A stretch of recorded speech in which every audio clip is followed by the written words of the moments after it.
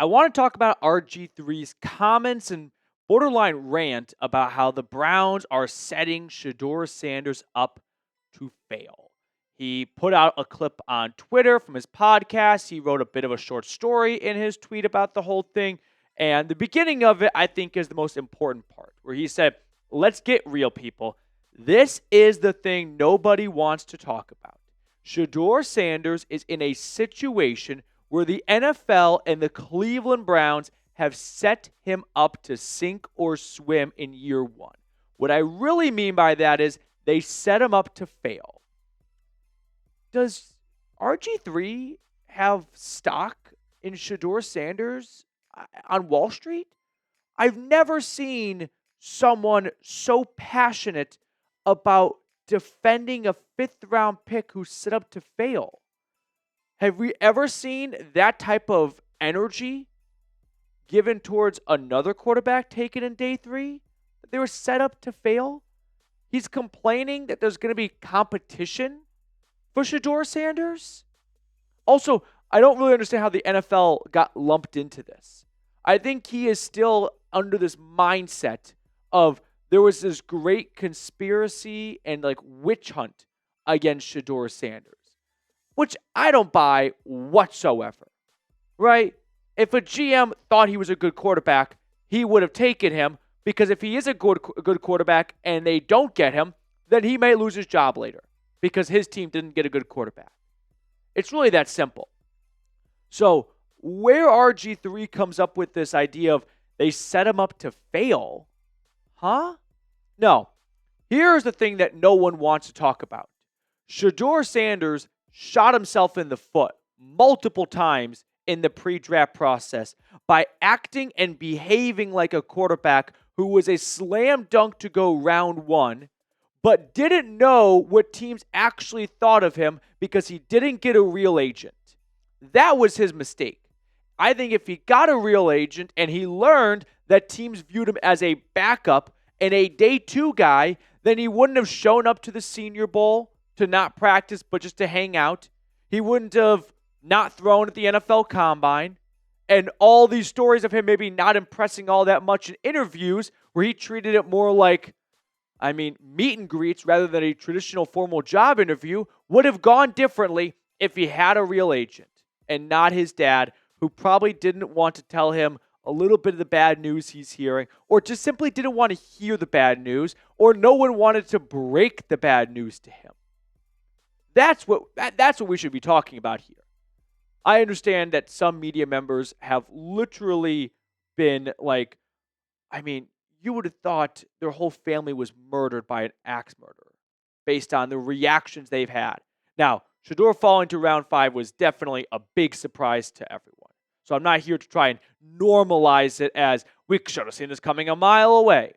But now that it's happened, I don't think it's all that difficult to put together the pieces of, so how did a slide fall, right? All right, no one really viewed him as a round one guy. That was all, media manufactured. That happens all the time. Will Levis was in the green room. People thought he'd go top 5, didn't go round 1. That's not new, okay? So that to me isn't all that surprising. And then once you fall out of round 1, you're usually no longer viewed as a starting quarterback by teams. And so if the teams are taking you to be a backup, they kind of want a low-key backup. They don't want a backup who is going to be the star of the show and have a huge entourage and maybe take away from what the coaching staff is trying to do because they've got a Hollywood star as their backup. Teams put up with stars and drama and Hollywood all the time when they're starters. And I don't think Shedeur is actually all that star-studded of a player, meaning I don't think he is a drama queen or he needs attention and he's a distraction. I don't think that's the case here. But I think there is his reputation. And that's unfair to him because I've never gotten this idea of, oh, Shedeur is a handful, right? Get ready to deal with Hollywood. No, he seems like a pretty low-key, chill guy. So that's never been my, view of him. But unfortunately, when you are as big as, he is in terms of, brand and name notoriety, some teams are just going to go, we don't want to deal with that. So if you're not a starter in our eyes anyway, we'll find a different backup. So that can, make sense of how he doesn't go round 2 or round 3. which it's not common for quarterbacks to go to round 2 to begin with. Now, following all the way to round 5, yeah, I'll give you that. That's a head scratcher. No one wanted him at the end of round 3. No one wanted him in round 4. Right? We're already in day 3. Why not take him in the 4th round? So I'm with you there. That round 5 definitely, is a huge shock when you think this could be someone that goes somewhere in round, 3 to 4 territory. But as for RG3's comments of they set him up to fail, what? Because he's not the first round selection that you thought he was going to be? Because there's competition? And because he's competing with Dillon Gabriel, a guy taken 2 rounds before him, he's like not being given his birthright of a starting quarterback in the National Football League?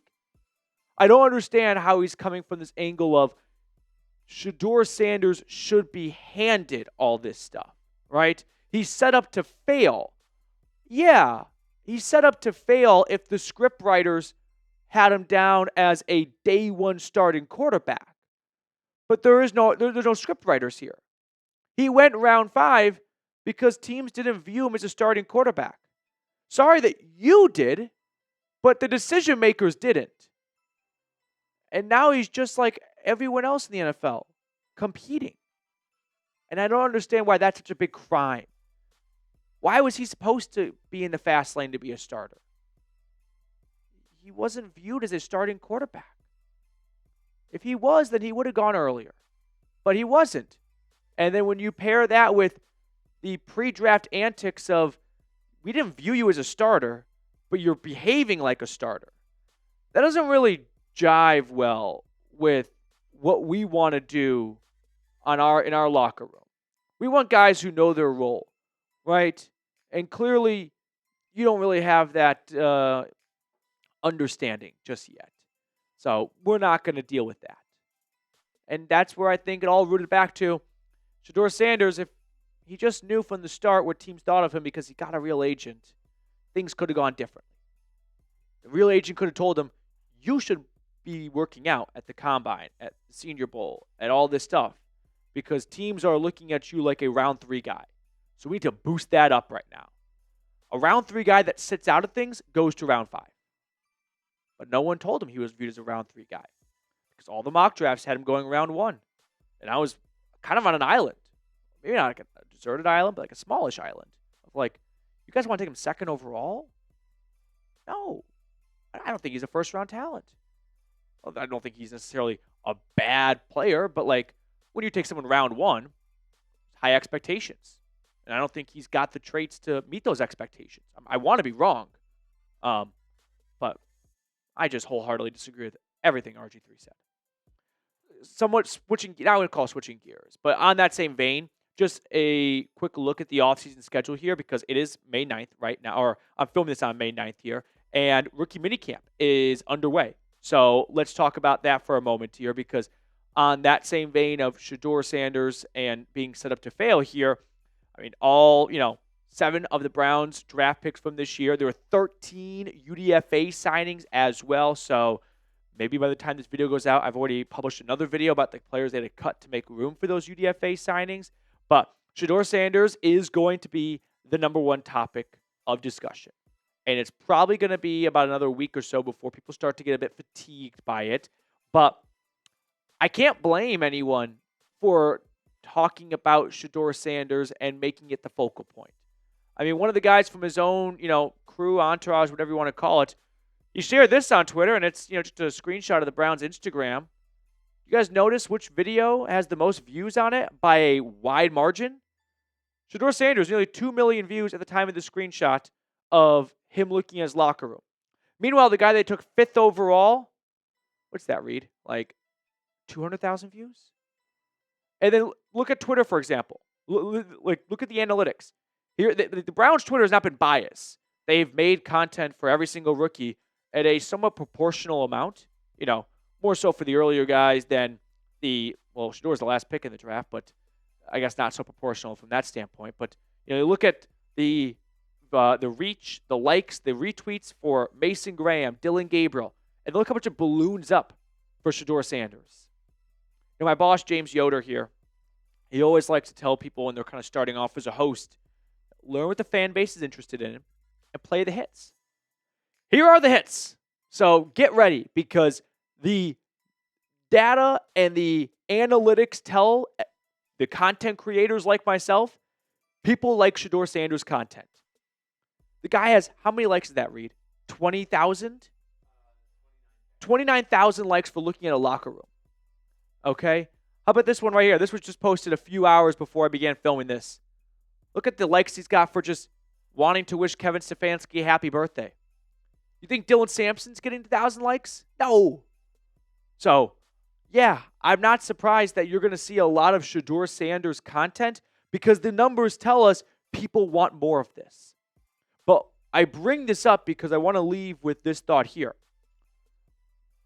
With Shedeur Sanders clearly establishing himself as someone that people want to consume more content of, I'm going to challenge my peers to not get lazy, to not look at all the Shedeur Sanders tweets and articles and videos and go, we've talked about him so much, I want to start twisting it and make him the villain for being the subject of so much conversation. That's not fair to Shedeur. Just because the Browns Twitter puts a lot of tweets out about him does not mean that you can crown him as this self-absorbed or look at me type of guy. He's not in charge of what the Browns social media does. And I don't blame the Browns social media for posting a lot about Shedeur, because they've got a job. If you ran a pizza company and the pepperoni pizza sold 10 times more than the veggie, you think you're going to put the veggie out a lot more than the pepperoni? No, you're going to play the hits. So to everyone, as we embark on the dog days of the offseason, when things get slow and dry over the summer, there's going to be a moment when people start to get bored of constant Shedeur Sanders talk and conversations. The takeaway from that cannot be, we need to start making him a villain because we're tired of talking about him and it's his fault. No, it's not. It's not his fault. All right. Before we sign off, if you want to get a Shedeur Sanders jersey, a Mason Graham jersey, or a Quinshon Judkins jersey, go to chatsports.com/CLE rookies. I put that link in the comments and description of today's video. Greatly appreciate everyone who supports the channel, and this is a great way to do so while getting a brand new Browns jersey in the process. Dylan, let's pick a card for you, buddy. Which card do you want to go with, Mr. Reed? Let's go. It's been very low lately. Low numbers. So I'm gonna go 6 of clubs. I'll go the opposite. I'll go like ace of diamonds. In the middle, 10 of diamonds. Thank you all so much for tuning in. Really appreciate all your support of the channel, and we'll see everyone next time.